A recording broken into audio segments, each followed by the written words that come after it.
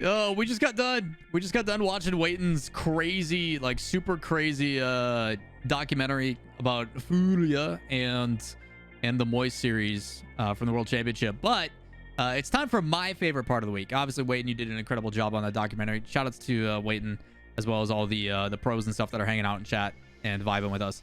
But my favorite part of the week is when we get to sit back and relax and answer questions from the community. It's Q&A Sunday, everybody. We're going to be alternating between both chat as well as the comments in last week's video. If you guys would like to be also part of these videos, two ways you can do it. Leave a comment down below if you see one you like. Give it a thumbs up. Vote them to the top. Or ask your own. Also, you can come over to the channel, twitch.tv/LAWL. We stream every day but Tuesday and Sunday. That'll be changing as well to not Fridays because RLCS is almost back, which is going to be exciting. And I got to do team broadcasts per usual. So, with that said, we're going to jump into the questions, see what we got. Last time we talked about esports decals, trading, and everything else. Let's see what we got this time around. I have challenged the pros with the check marks in chat to ask some banger questions, but we're going to start with Johnny Heaton. Hey, Lawler, love the vids.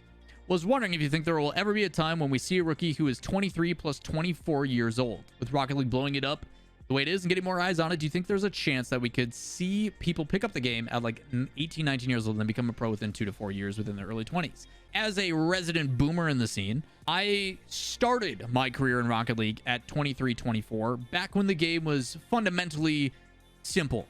If you wanted to be a top 100 player like I was back in the day, all you had to do is have the ball roll to you kickball style, bonk into it, it would pop, and then if you could jump aerial and hit it again, it was a goal. That's how you became top 100. That's not the case anymore. Things have changed a little bit, and if you are a rookie, if you are picking up the game for the first time, like you're saying, at 18 to 19, and over the next 2 to 4 years, you have more tools available than ever before. You know how to speed flip. You know how to aerial. You know how to wave dash. You know, like all the tutorials are out there, so your ascension is much faster. But I think what's actually going to happen is the people at the top are going to continue to stay at the top for a long period of time. I think there's always an anomaly. There's always a small percent chance that there can be someone that, like Tristan, comes from the CRL scene. If you're 18 and 19, you're probably in college. There's a chance that all of a sudden you start playing for your collegiate team and all of a sudden you become this breakout star and the narrative changes. That is a possibility, but is it likely? Probably not. Now, Johnny, if you're saying this as someone who is 23, 24 and you're looking to go pro, just do it, man. Just do it. You don't need my opinion. Prove us all wrong. But I do think there is a possibility that is the high school collegiate scene starts to flesh out more and become more serious and more prolific. The competition is significantly better in CRL than what it's ever been. Yeah, I think there's a chance that it could happen, but is it likely? I look at the players that are 15 that are coming into the space now. All the MENA kids that just got picked up, the KRN team with Rawas, Clears, and Nobo. Like, that's your competition that you're going up against. Those players are going to be sticking around the pro scene for quite a while. I look at Team Liquid. I look at all these new kids coming in. Daniel, Aqua, Evo. Look at Zen when he's eligible in February. Like, that's the competition that I assume is going to have a very long career over the next X amount of days. So, I think, yes, it's possible, but is it likely? Probably not. Probably not. Next question comes from someone in chat. What do we got? Who are the top 5 teams in NA? That question, Welch, is literally impossible because all the rosters are changing. The difficulty about questions like that right now is that we have so many different iterations and different rosters that have yet to be solidified. That'll be something that I'll do more videos on in the future. If you guys want me to do videos, let me know in the comments down below as well. But I will do like my way too soon predictions moving forward, talking about things in regards to all the new rosters that are coming in, if these international transfers are going to happen, where I think Furia is going to place overall, things like that. I will try to do, whether it be a tier list or like a way too soon prediction. But as of right now, right, like it is going to be a have to wait and see thing. It's tough for me to say who's the best right now just because we don't have all the teams. But to answer your question on the best of my ability, I think Furia, if they end up coming into NA, is a top 5 potentially. I think you can look at New Space Station. If it is LJ, I think that's a lot of potential. I think New Phase has a lot of potential. I would say G2, obviously. And then V1, I think will be in conversation. Who else am I thinking of? Maybe Optic, New Optic. That's probably what I got for top 5 NA. That might change. That might change significantly depending on what places end up coming through. So that'll be interesting to see how that plays out. But yeah, as of right now, I don't know. Captain Romeo says, hey, been loving the content. Thank you, sir. Do you think the circuit format that we currently have works? Yes. I feel like 3 regional events every split was hard to watch. No, it's the formats. The formats take too long, in my opinion. Refinement is everything. I know in the past you've expressed your opinion against league play. Personally, I was a fan of the grid in season 10. Do you think a modified format of that would be possible? Make top 32 teams make league play, and then top 16 each time of regionals. So that's just too much Rocket League. We had that same issue with the grid and regionals, that it's just too much. There's no downtime. There's no chance to breathe. It's just constant go, go, go all the time. I think the difficulty right now with the formats as they seem, I don't think 3 regionals is bad. I think having 3 lives and 3 chances to, as an aggregate, make it to a major makes perfect sense. The thing I dislike is how long each regional takes. I've spoken way too much about this, and everybody on this channel knows it, about what my ideal format is, and they need to simplify the process. I think Fridays, which are day 0 or day 1 broadcasts, these are the team streams. They need to do the group stage process. You let all these teams, because there's so many matches, handle it. So if fall is going to be Swiss again, that is 33 matches they need to cover in one day. But if every team covers 5 of their own matches tops, it's not that big of a deal. It gets rid of a majority of the entire tournament. It takes care of all the heavy lifting that takes forever for us to cover on stream. And once you get through that and you get through Swiss, you then have your final 8 teams. You have cut 16 down to 8. You've cut them in half. And then do single elimination. Saturday is the quarterfinals. It's 4 matches, 4-hour broadcast. Sunday, 2 semifinals, grand final. If you really want to do a 3rd, 4th place match, you could make it 4 matches again. At most, you've got a 4-hour broadcast. So overall for a weekend, the most you're watching is 4, maybe 5 hours of gameplay on Friday. And then Saturday and Sunday, you're watching 3 to 4 hours apiece. So in total, that's still a lot of Rocket League, right? But to me, that's digestible. 11 to 12 hours is a lot easier than like 18, 19, 20 plus. I think if you do a refinement process, it helps for 2 reasons. Number 1, the time, like there needs to be a strictness. Obviously, there's going to be upsets. It's single elim, and that's fine. I think for entertainment purposes, it's good. But you as a team need to show up on the day, and if you don't, you still have 2 regionals to make up for it. I always reference FaZe. FaZe bottomed out of one of the regionals, but they played top 4 in the other 2. Therefore, they go to the major. I think that's fine. So use 3 regionals as like, that's your checks and balances. You don't have 40 lives in every regional, but you have 3 regionals to make up for it. And then on the broad spectrum, if they do groups into single elimination for every split, fall, winter, and spring, group single elim, group single elim, group single elim, as a viewer, I'm understanding of what that format is. I can understand they are going to have some sort of group stage into a single elimination bracket. I understand that. But the thing you change is what the group stage is. Is it Swiss? Is it double elimination? Is it round robin? Is it something else? That's where you can diversify, but the whole point of that is to cut teams in half. That way we can speed through the rest of the process. I think if they do it that, chef's kiss. Chef's kiss. The issue I have with league play is even if you expand upon it, the chance to play against the high level is diminished very heavily. The nice thing about the current circuit system is it's open qualifier. Every other weekend, you have a chance for teams that are no names to climb all the way to the top. And if they play enough upset, they can make the main event. Probably going to go 0-3, 1-3. But still, at least you are being exposed to those playstyles, and it allows the scene to get better and better. Rocket League is at an all-time high for competition because of that. And I never want that to go away. League play is not the solution. And I don't think it ever will be. I was so tired of watching the same top 3-4 teams continue to be at the top playing each other. It's just not that entertaining. It really isn't. While I know there's going to be a lot of people that complain about the like single elimination competitive integrity, you want to make sure the best teams are moving forward.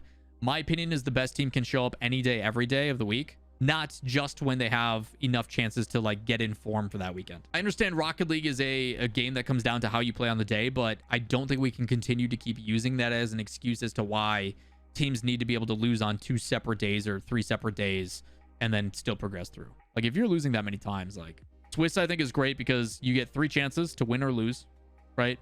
3 wins or 3 losses, you progress forward. That is your buffer. That is you having enough chances on today to make sure you don't mess up. If you go 3-2, man, you lost twice. You already got rid of your double elimination and got eliminated, and you're still eligible. tomorrow, show up. If you don't, you're out. That's just my opinion on it. And I know people have differing opinions. Let me know what your opinions are down below. Next question comes from Phoenix and says, do you believe there are any outside factors that the top teams have, like a different mentality and better support within their org than other teams, like making sure the physical and mental health of their players is good by giving support staff to the players? 100% Phoenix. I know for a fact there is multiple teams now that are starting to bring in sports scientists, sports psychologists, mental health coaches, fitness coaches. Calm didn't lose 30 pounds just because Calm started going to the gym. Dietitian, a trainer, things like that, healthy body allows you to have healthy mind. It has been proven that the healthier you live of a lifestyle, routine, habit, working out, eating healthier, the more energy, the better you feel, the better you play. There is a direct correlation, and it's something that I hope gets implemented to all these players, especially now when they're young and they can set those habits early. That stuff is super important. Men in general being willing to talk about emotions. Growing up as a kid, when I was a guy, they're just like, just be a man, suck it up. People being more open and people being willing to talk about their experiences and express those things also helps with the communication between teammates. Hey, this teammate did this one thing I didn't like. Tell him, man. How else is he going to fix it? Let's express these things. Those types of things make a massive difference for a successful team. Being open to that stuff, and hopefully it becomes a precedent that is set moving forward as well. So, yes, there is some teams that put a lot of efforts. A person who does not get enough credit and who is easily becoming one of my favorite people in the scene as of late is Prof from Kansas City Pioneers. Man is extremely intelligent, very good at what he does, and is just a lovely human. Shout out to Prof. Shout out to Prof Kansas City Pioneers. Boy's been working hard and doing some really, really cool things with that young team over there, over in OCE. So, shouts to him. Daniel Moore says, do you think NRG is going for a roster change? We hear almost nothing from them, to be honest, all of NA compared to EU, but you can't say that NRG ended the season well. So in my mind, NRG will just fade away to the back of NA teams if they don't do anything drastic. North America's in a really cool spot right now. A lot of teams coming in, lots of roster changes. Some international transfers are rumored to be, some looking more likely than others. Don't know how things are going to go with visa issues and how close the scene is to starting, but there's a lot of really cool things happening in North America. And when you have all these new things coming in, a lot of times the teams that don't change actually perform better initially. They have a foundation, they have a base level to rely on. They are a team that knows exactly what they like, and they can progress forward. Do I think NRG is going to make a change, though? If you haven't seen it, I would go back and look at my press conference that I did with NRG. It's titled, like, I can't believe Garrett G said this, because Garrett G, when he explained himself as what he did for the team, was absolutely hilarious. But they talk about how for the first time in their team's history, so they admitted publicly, like, yeah, we used to just rely on our talent. Like, we didn't really strategize. We just relied heavily on our talent, and it was enough to carry us for a long time. But we got into a discussion and an argument, and we actually are growing as a team and trying to build to this new thing. And that stuff doesn't happen overnight. The team has been nothing but successful for about 2 years, and for the first time, they are having to go through some adversity. Whether they decide to stay together and build and have a G2-esque type scenario where they almost get relegated and then they bounce back, or if they decide to go for a new change, I don't know.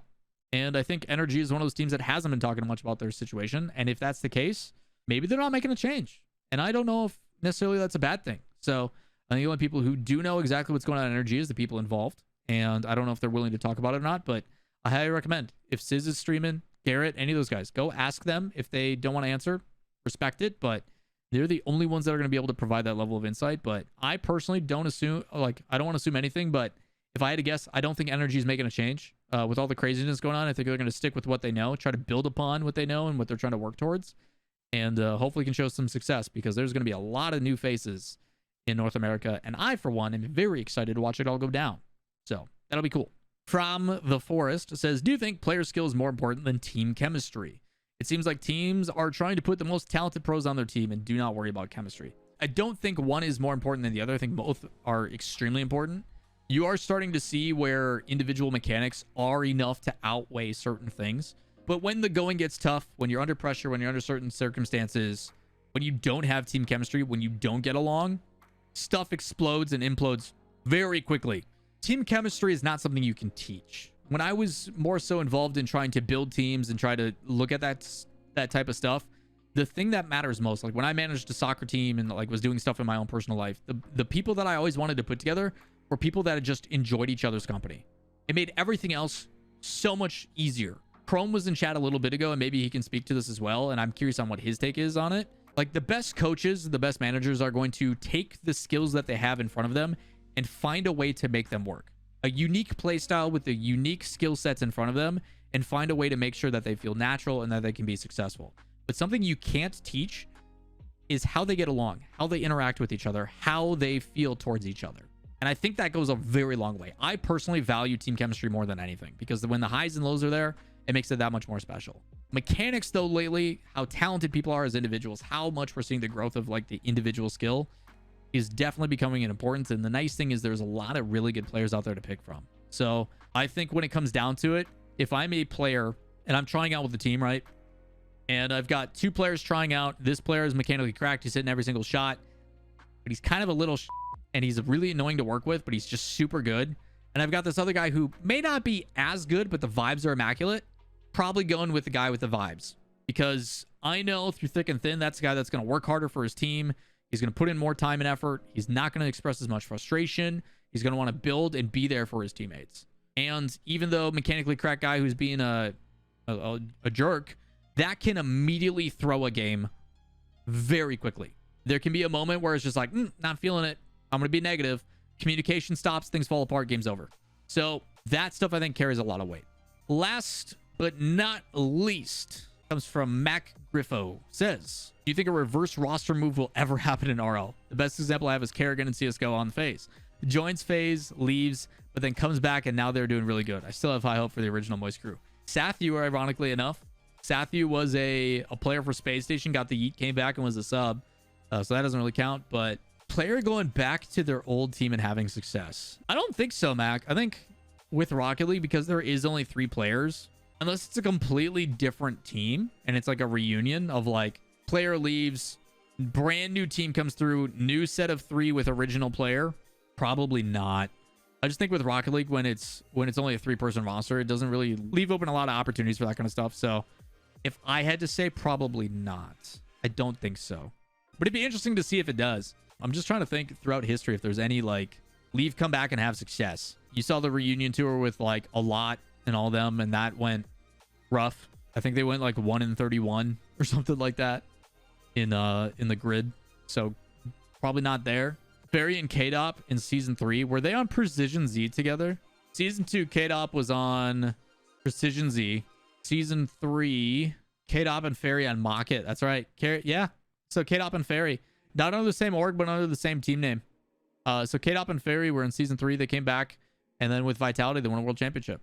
Season 6 did not go well with Scrub, but season 7 went excellent. So yeah, there you go. There has been one. There you go. K-Dop and Fairy from OG days. And even at that tournament, they took 2nd place. So like they weren't far off. So 2nd place and then 1st place. Crazy stuff, man. Crazy stuff. But that is going to do it for today's Q&A video. I always make these go way too long. Every time I look back at the recording, I'm like, oh, it's been 20 some minutes. Whoopsie. That was supposed to end 7 minutes ago. But your guys' questions are awesome. I love the fact that we get to do these every single week, and we keep doing these. Don't forget my streams. We do this every day. If you guys want to come and have like a podcast, open dialogue kind of conversation, my chat literally determines what we talk about. Like, you guys ask questions, I answer, we talk, we discuss with them. It's basically like a hub for people who want to talk about Rocket League in a more intense level. So I absolutely love it. But if we can curate it every single Sunday, also great. Let me know in the comments down below. Stuff you guys want to know every single week. Anything that sparks interest as well. Let's come over to the stream. Twitch.tv/Lawler. We're here every Tuesday and Sunday, except for those days. So that is going to do it for me today. Appreciate you all. Consider liking, subscribing, turn on notifications. Almost at 50K subs. We're right around the corner. And hopefully by the time this video comes out, it hits. But we'll see. We'll see you in the next one. Peace.